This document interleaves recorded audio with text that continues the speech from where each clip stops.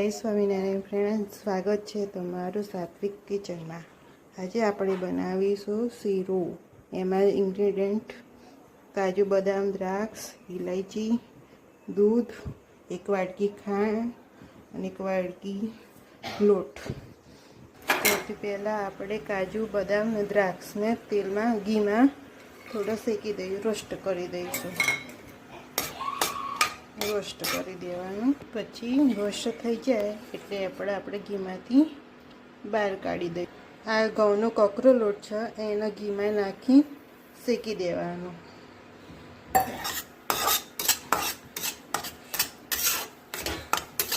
શેકાઈ જાય પછી એમાં આપણે આ દૂધ રેડીશું। દૂધ રેડી હલાવવાનું, દૂધ બળી જાય ને ત્યાં સુધી। હવે ખાંડ નાખવાની, મિક્સ કરી દેવાની। પછી ઇલાયચી પાવડર અને કાજુ, બદામ અને દ્રાક્ષ નાખવાનું। રેડી। અમારી ચેનલને લાઈક, શેર એન્ડ સબસ્ક્રાઈબ કરવાનું ભૂલતા નહીં। Thank you for watching.